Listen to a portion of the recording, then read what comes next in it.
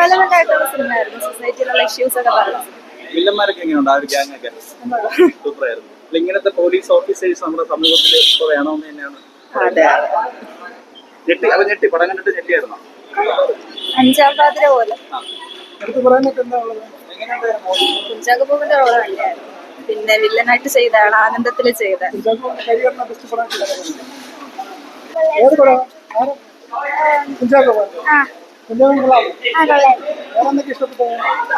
എല്ലാം ഇഷ്ടപ്പെട്ടു.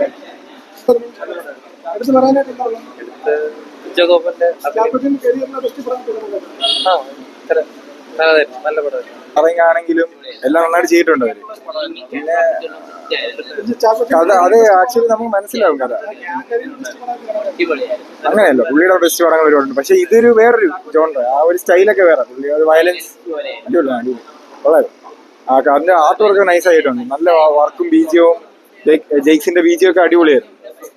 ഒന്നും പിന്നെ പറയാൻ എല്ലാം അടിപൊളിയായിരുന്നു.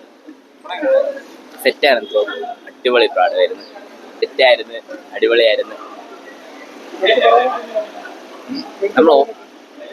നമ്മളിപ്പം അതില് ഓപ്ഷൻ കണ്ടപ്പോ ക്യാമറ എഫക്റ്റ് ഉൾപ്പെടെ എല്ലാം അടിപൊളിയായിരുന്നു.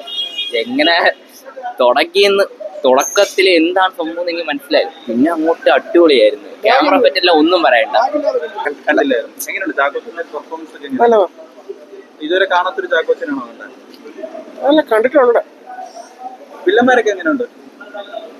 വിശാഖ് നായരും ടീമൊക്കെ അഭിനയം, കുഞ്ചാക്കോന്റെ അഭിനയം നല്ല അടിപൊളിയായിട്ട്.